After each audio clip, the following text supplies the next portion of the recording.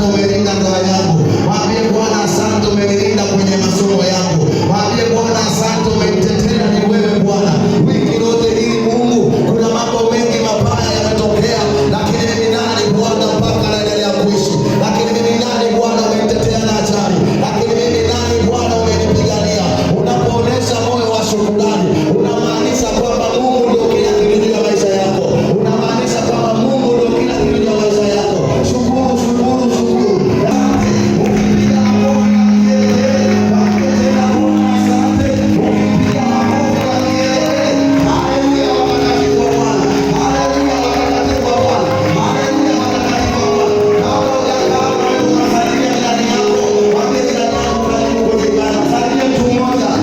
Bwana kwa ajili ya baba yetu mzuri, mchungaji wetu kiongozi, mchungaji Mwakasaka. Baba asante sana, pamoja na mchungaji msaidizi, japo hayupo lakini atambua uwepo wake. Bwana Yesu asifiwe. Lakini pia nipende kushukuru ofisi ya wazee wa kanisa, kuanzia katibu mpaka mashemasi wote. Mungu wa mbinguni awabariki sana wazee wangu, mbarikiwe na Bwana. Lakini pia niwashukuru wana praise. Mungu wa mbinguni awabariki sana kwa huduma yenu nzuri, wala siwapungukie, azidi kuwajaza mafuta. Lakini pia nipende kumshukuru Mungu kipekee kwa ajili ya washirika. Hebu jipigie makofi. Tabasamu jamani, mbona umenuna? Amina. Kwa ajili ya washirika, hongera sana kuja kanisani. Mungu ambaye Mwasonge na wanaga pale chuoni wanabishanaga sana pale. Ndio Mwasonge huyu hao. Huyu ndio mwinjilisti ambaye tunamuonaga mtandaoni hao. Kwa kweli namshukuru Mungu, anabishanaga mimi naishia kwa sifa za kwako Mungu. Ubarikiwe sana. Sasa twende kwenye neno la Mungu. Amina. Twende kwenye neno la Mungu.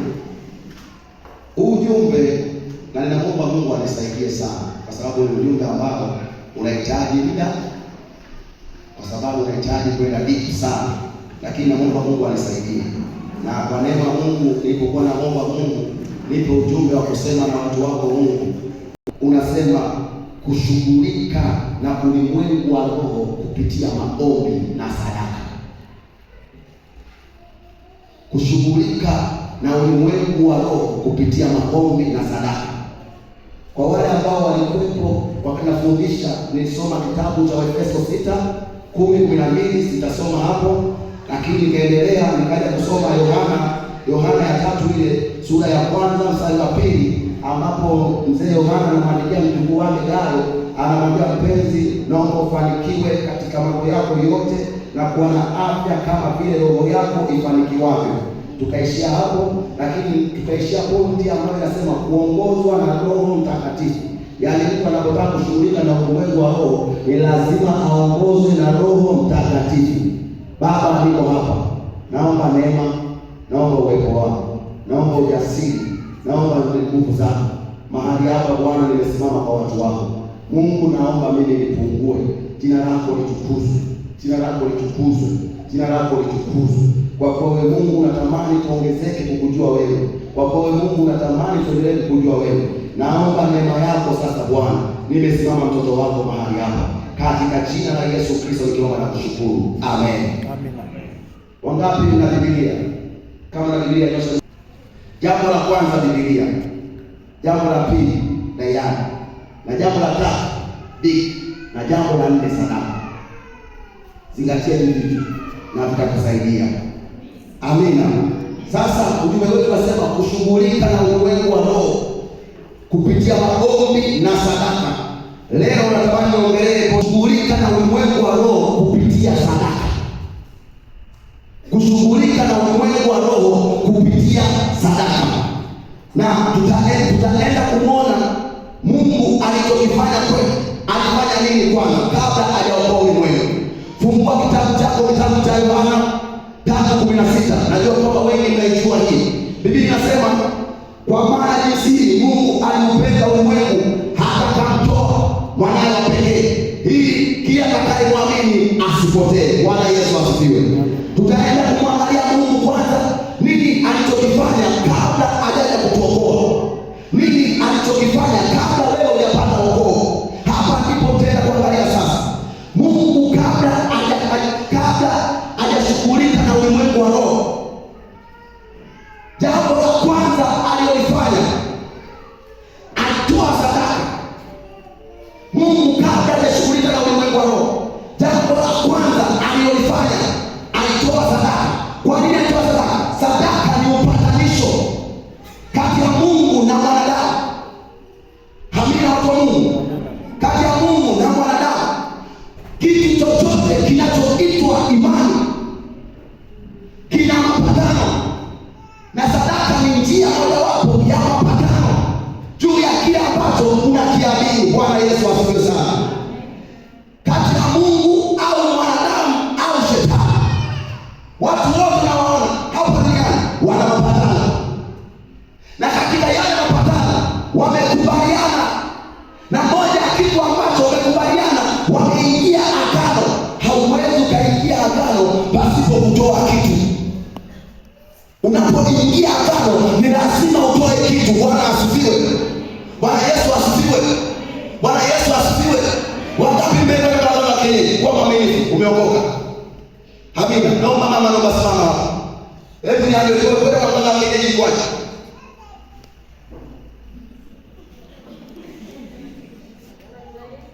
Amina.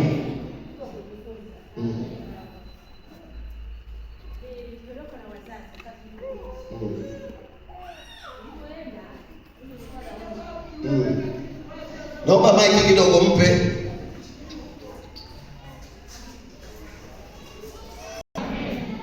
Kwanza mganga hawezi kukutatulia matatizo kabla hujaweka hela. Lazima uweke, unapoenda ukifika lazima nakwambia weka hela pale. Unatoa utoi? Unatoa shilingi ngapi? 500? Hapana. 1000? Kama kipindi cha nyuma kile wakati wananipeleka mimi ilikuwa kama shilingi 2000. Sasa kipindi kile ilikuwa ni kubwa. Kwa hiyo naweka pale ndio anaanza kukuangalia matatizo yako. Kabla hujahudumiwa. Umeshaweka hela tayari. Umeshaweka hela ndio anakuhudumia. Kwanza tunapatana kwanza ndipo anakuhudumia. Sio, mmenielewa watu wa Mungu hapa? Umeelewa? Yaani kwa nini waganga tunawatii kile wanachokisema? Kwa nini Mungu hatutii? Hapa ndio tuulize. Kama mganga amesema kitu fulani fanya, unafanya. Lakini kama kwa Mungu unaambia jambo 1 2 3 ufanye, kwa nini? Hapa ndio tuulize. Na wapendwa wengi tumerogwa. Hamina. Wapendwa wengi tunajua maneno, na kwa bahati mbaya mimi ndani ya kanisa masikini wengi matajiri wasemaji wa watu. Wanaosema watu wale ambao wana vitu. Nakwambia kama unanichukia wewe chukiaga tu. Bwana Yesu asifiwe. Kwa nini nakuwa hivyo? Ni kwa sababu hatujaelewa kanuni. Lakini sadaka ina nguvu sana ya kuamua vitu vitokee juu ya maisha yako. Sadaka ina nguvu sana ya kuamua vitu ambavyo vilikuwa viwezekane vikawezekana. Kwa nini? Kwa sababu Mungu ndiye mwanzilishi wa kutoa. Tumesoma andiko hili ambalo ni Yohana 3:16. Biblia inasema kwa maana jinsi Mungu alimtoa mwanawe wa pekee. Yesu alitolewa sadaka kwa ajili yako. Yesu alitolewa sadaka ili upate wokovu. Yesu alitolewa sadaka ili wewe uwe salama. Lakini leo kwa nini watu hatujui siri? Ni kwa sababu shetani anapambana na sisi, na wewe unapambana maisha.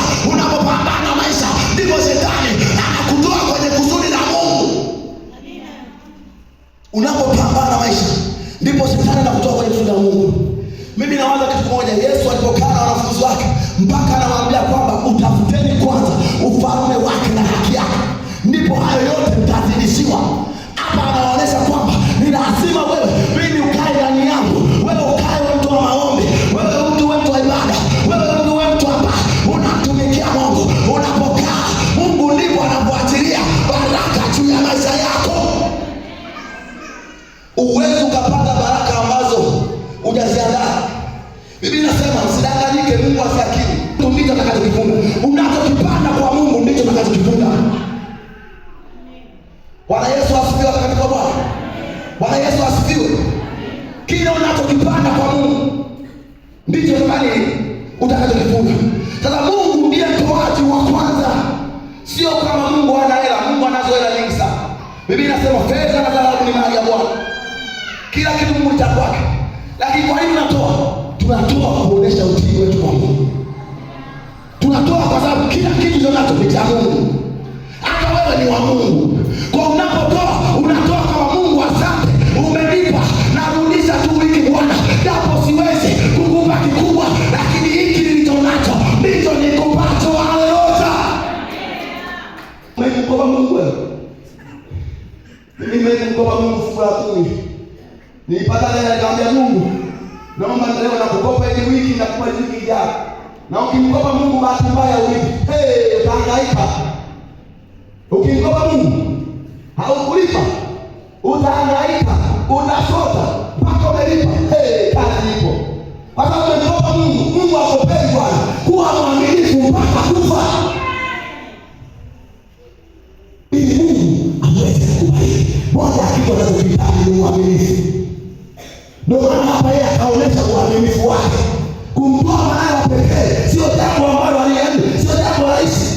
Yaani kumtoa mwanawe pekee ambaye yaani anapata ya mtoto, anapata ya mtoto, anaambia wewe kamtoe sadaka huyo. Kwanza mimi naamini kabisa wanawake hawezi kuelewa jambo shahidi. Siku moja nikamwambia sana mtoto wake. Haikata. Na hapa tutaenda kuangalia mtu mmoja. Na hapa ambapo alikuwa langu lipo. Naomba mtumishi wa Mungu display andiko pale. Mwanzo 18. Hapa ndio ujumbe wetu ambao tunataka kuangalia mtu mmoja. Mwanzo 18 mstari wa 7. Nitasoma mpaka kuruka, nitaruka kusoma. Wa ng'ombe aliyelaini mzuri akampa mtumishi, naye akaimiza kuiandaa, akaitoa siagi na maziwa, na ndama aliyoiandaa akawaandikia mbele yao, akasimama karibu nao chini ya mti, na wakamwambia yuwapi Sara mkeo? Akasema yumo Imani. Akamwambia hakika nitakurudia wakati huu mwakani, na tazama Sara atapata mwana wa kiume. Sara akisikia mlangoni pa hema alikuwamo nyuma yake. Ibrahimu na Sara walikuwa wazee na umri wao mkubwa, na Sara alikuwa amekoma katika desturi ya wanawake. Nitaruka naenda kusoma 14. Kuna neno gani lililodumu la kumshinda Bwana? Kwa muhula wake nitakurudia wakati huu mwakani, na Sara atapata mtoto. Bwana Yesu asifiwe sana. Tumesoma habari za Ibrahimu na wote tunajua hizo. Ibrahimu aliwakarimu wageni. Baadhi ya wasomi wanasema kwa wale wageni alikuwa ni Mungu mwenyewe. Alipomkarimu Ibrahimu ni Mungu mwenyewe, akamwandalia sehemu. Moja ya kitu ambacho mimi nakipenda hapa sio kwamba Ibrahimu hakubarikiwa. Ibrahimu alibarikiwa, Bwana Yesu asifiwe. Lakini alikuwa na shida. Alipokaribia hapa, Biblia inasema akapiga mbio. Kwenda wapi? Kwenda zizini. Alipokwenda zizini, akachukua ndama muraini.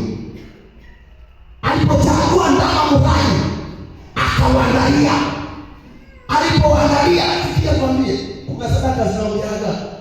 Hivi elfu moja ni sadaka nini? Unasema sina hela. Kwa wiki umetoa shida. Sasa hivi kwa nini natoa 1000? Na watu wanakuwa na shida, nakupa ya kuonesha njia. Nikamwambia nipe siri. Akaanza kunieleza. Akasema siri iliyopo watu wengi wajui. Kwa waganga wa kienyeji wakiambiwa wanatii, lakini kwa Mungu wakiambiwa watii. Na ndio maana mimi nimeelewa kanuni, mali zangu mimi zote nimezikabidhi kwa Mungu. Na chochote ninachokifanya nimekabidhi kwa nani? Kwa Mungu. Kwa hata ninapotoa naelewa namtolea nani? Namtolea Mungu. Ndio maana natoa hivi. Akasema mimi kanisani kwa taja la 1,000,000 sioni shida. 1,000,000 au ni shida kwa kanisani? Michango sio mchango mwanzo kushangishana. Jamani, madirisha yamesha haya. Sasa hii dirisha shilingi 50,000. Wewe mama fulani, hivi 50,000 imekushinda kutoa wewe? Habina. Imeshinda kutoa. Ni wewe kuamua kwamba ni nani unayemtumikia. Unajisikiaje fahari ukiona kwamba hili huwa ni wewe umenunua? Unaliona hapo, unajisikiaje? Unajisikiaje ukiona kwamba hii spika ni wewe umenunua na watumishi wa Mungu wanahubiria hii spika? Unajisikiaje? Unajisikiaje unapoona hivi vyombo ni wewe umenunua? Unajisikiaje? Kwa jina la Yesu, pokea upako wa kwanza upya tena. Pokea upako wa kutumikia Bwana tena.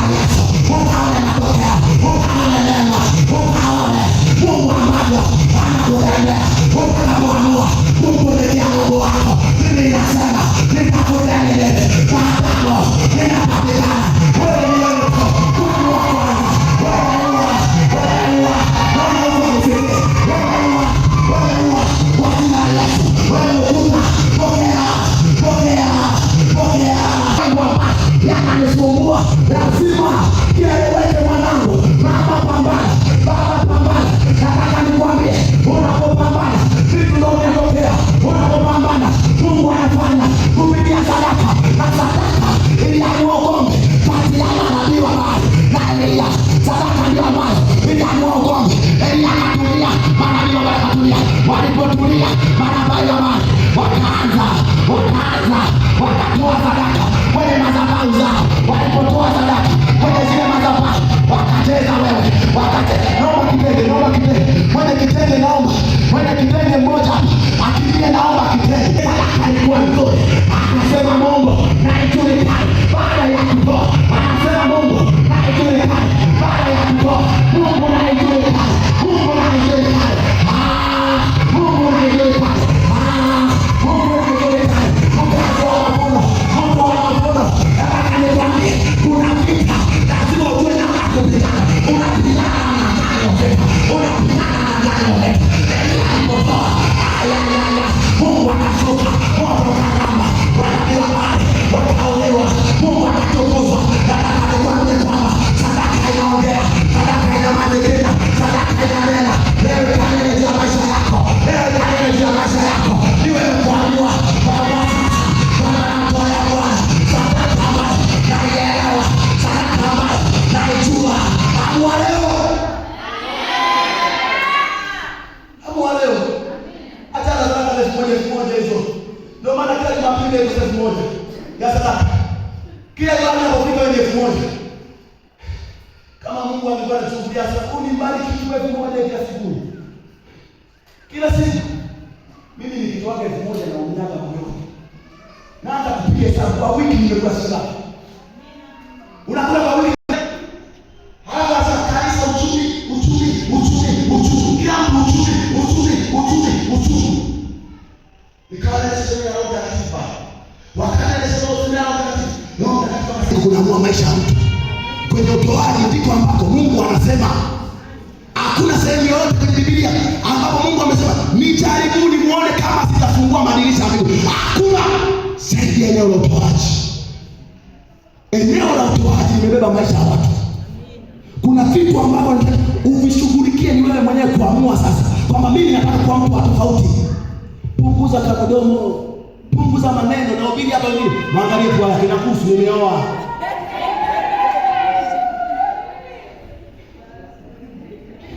Punguza maneno. Bwana asifiwe. Kornelio kilichofanya Mungu mpaka atokee ni maombi na utoaji. Sasa kilichofanya kama Mungu atokee ni eneo la utoaji. Kilichofanya kama Mungu atokee ni eneo la utoaji. Kwa sababu ni tajiri sana Mwakasaka. Hebu tuambie, ana mashamba mengi Mwakasaka. Kwa nini huyu baba kila semester analeta mafuta, analeta sabuni, analeta ndizi, analeta viazi? Kwa nini? Akasema, sisemi zenu sasa. Katika madhehebu, katika dhehebu letu, huyu baba Mungu ambariki sana. Amina. Kasema wewe, sisemi zenu. Wewe unataka utomaisha kwa askofu ushindwe.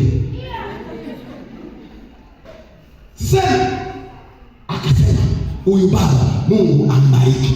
Wakati mwingine mnamuona yule baba pale, hamjui siri. Yule baba anaendelea kuishi kwa sababu ya maombi. Amina. Umewahi kuomba kwa Kiingereza wewe? Huyu baba anaombea kwa Kiingereza. Pasa kama kasikasi anasema kuongo baba. Aombea baba kwa Kiingereza. Maombi baba kumwombea kwa Kiingereza. Maombi ya Kiingereza yana nguvu.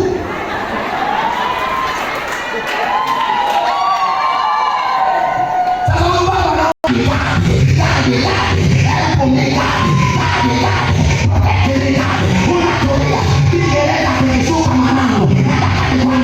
Mungu anajibu maombi ya Kiingereza. Na ndio maana baba tunamuona anaendelea kuishi.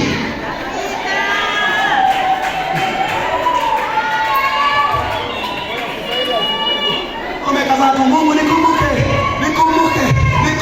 Mungu, nikumbuke.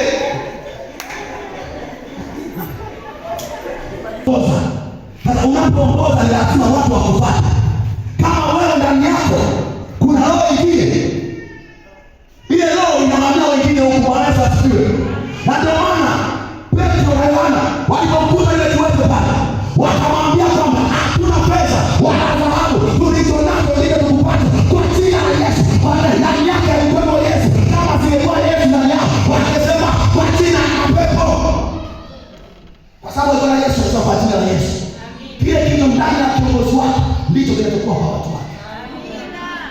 Kwa ni lazima uelewe kanuni. Ni lazima uelewe kanuni na ndio principle. Wanaanza kumwambia Ibrahim, mke wako yuko wapi? Baada ya nini? Wameshiba. Wanaanza kumwambia Ibrahim, mke wako yuko wapi? Walielewa kwamba Sara ana tatizo fulani. Kwa nini hawakujibu kwa wakati ule?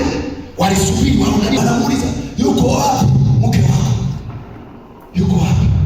Sara aliposikia akacheka sana. Wakasema majira kama haya, majira Sara atapata mtoto. Lakini zilipokoma kabisa, Biblia inasema Mungu anaanza kujibu sasa. Watu wengi tunamchukulia Mungu kama yuko mbali. Baba, Bwana Yesu asifiwe. Endelea baba. Mimi nakupenda. Amefanya nini hapa? Amefanya nini? Amefanya nini? Si amejibu? Nakuja kwako mama. Mama, Bwana Yesu asifiwe. Nakupenda.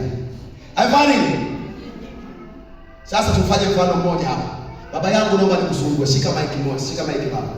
Naomba nikusumbue babangu. Ni wewe anataka tu kwamba ujue nani anamtumikia. Watu wengi naomba kama Mungu yuko mbali, Mungu yuko naye. Na anajibu. Ila wewe kwa sababu umeshindwa kuelewa, baba umeshika mic. Haya sasa watu wote naomba mkanifaa. Kama ni 1,000, una 2,000. Halafu tasikia neno la baba anasemaje hapa. Huyo mfano sasa baba na wewe. Naanza mimi sasa hapa. Naanza hapa. Hii ndio ushike Biblia yako, shike Biblia yako, hata kama ni tano, unashika shike kwa roho yako, shike sana. Kuna watu wengine Mungu anafungua hapa, shike sana. Kuna watu wengine Mungu anafungua hapa. Biblia inasema kuna neno gani ile Mungu anakumshinda Bwana? Kwa moyo wake nitakuambia wakati huu, mwaka na sana utapata Bwana. Kwani kwa sababu ya njia ya utoaji, alipotoa tunaona Mungu anajibu. Hapa anaonyesha mfano na Mungu anajibu. Bila baba anajibu, ndipo Mungu anajibu bila maisha yako. Ndipo Mungu anakutenda. Naanza mimi mwenyewe hapo siku hapo sana. Siku. Baba hapa. Bwana hapa. Wa Ibrahim na Isaka na Yakobo akarikie na kulipe mamia katika jina la Yesu. Amen. Haya ndio hapa ndio. Kama zako ndio baba. Kama zako ndio. Uone sasa. Ibrahim na Isaka na Yakobo. Ndio zako ndio baba. Ndio baba. Unapotoa ndipo Mungu anakufanya. Unapotoa ndipo Mungu anakupenda. Unapotoa ndipo Mungu anaitikia katika maisha yako. Utoaje na baraka. Utoaje na baraka. Utabadilisha maisha yako. Utoaje na baraka. Utafanya sana kwa utoa. Utoaje. Utapeleka maisha yako. Endelea kuja hapa. Baba anataka neno hapa. Endelea kuja hapa. Baba anataka neno hapa. Uangalie nani. Utoaje na baraka. Ibrahim alipotoa. Ibrahim alipofanya. Tunaona Mungu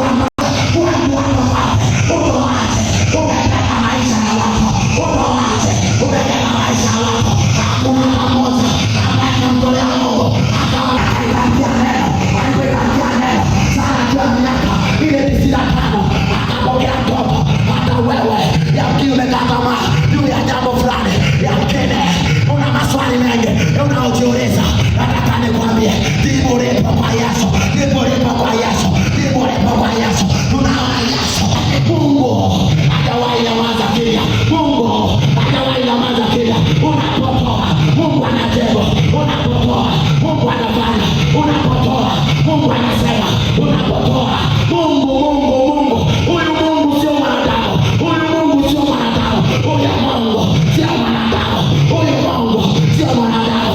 Mungu sio mwanadamu. Anaweza kuyabadilisha maisha yako. Anaweza kukupa historia mpya.